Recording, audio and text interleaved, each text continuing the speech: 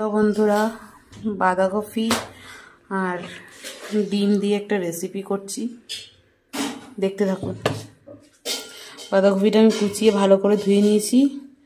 এর মধ্যে এই দেখুন, এখানে লঙ্কা কুচি, আলু কুচি আর পেঁয়াজ কুচি নিয়েছি, এর মধ্যে দিয়ে দেবো। বন্ধুরা, এই দেখুন সব কিছু দিয়েছি। এবার এর মধ্যে আমি লবণ দেব। লবণটা দিয়ে পরিমাণ মতো লবণ দিয়ে এবার এটাকে চটকাবো আগে।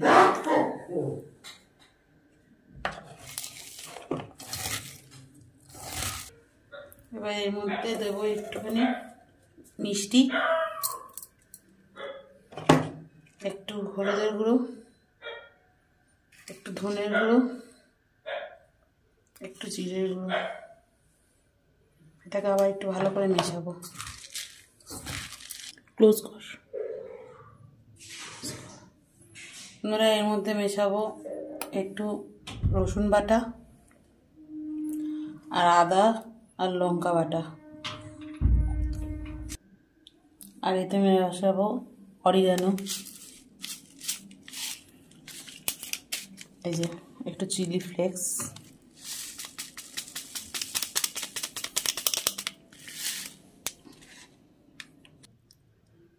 এতে দেবো একটু টমেটো সস, আর দেবো চিলি সস, আর এই এক ঢাকনি সোয়া সস। এবার এটাকে ভালো করে মেশাবো। এবার এতে 4টে ডিম ফাটিয়ে দিয়ে দেবো। ডিম 4টে দিয়ে এটাকে ভালো করে মেশাবো।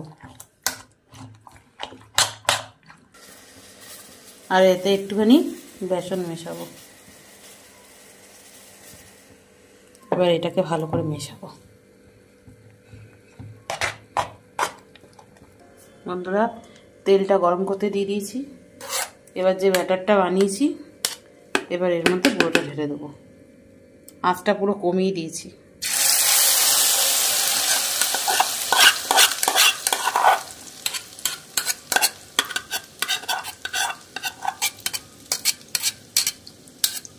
এবার এটাকে ভালো করে চারিদিকে দিয়ে নেব। এটা এখন কম আছে, ভাপা দিয়ে দেবো।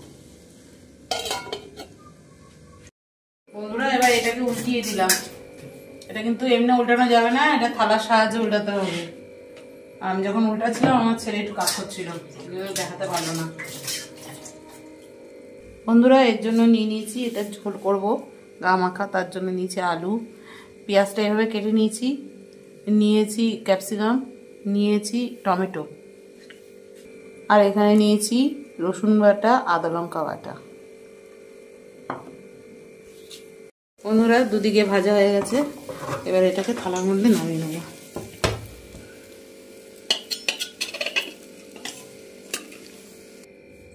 এবার এটাকে কেটে নেব।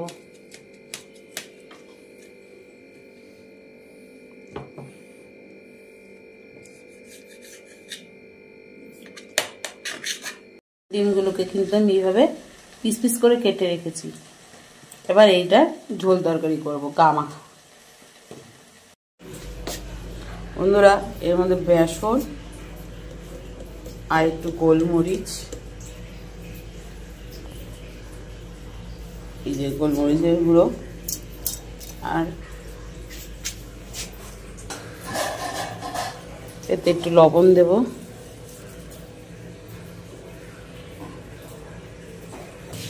এই যে বন্ধুরা, ডিমগুলো বন্ধুরা দেখুন সব বড়া ভাজা হয়ে গেছে, প্রত্যেকটা বড়া ভাজা হয়ে গেছে।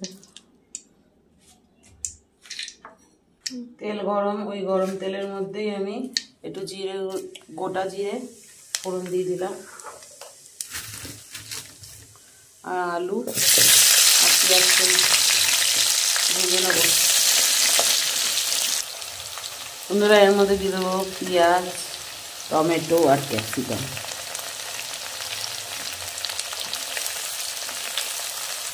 এবার এতে দিয়ে দেবো আদা রসুন লঙ্কা বাটা,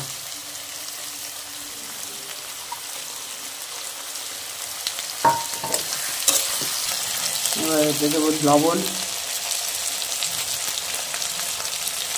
হলুদ, জিরের গুঁড়ো,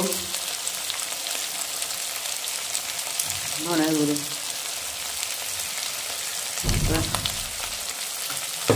আর সাথে দেবো একটু মিষ্টি। সবগুলোকে একসাথে মেশাবো। এবার দেখুন কষে গেছে, এবার পরিমাণ মতন জল দেবো।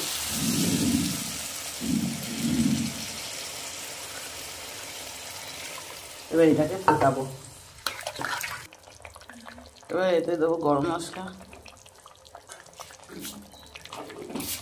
আর এবার একে একে ভাজা ডিমগুলো দিয়ে দেবো।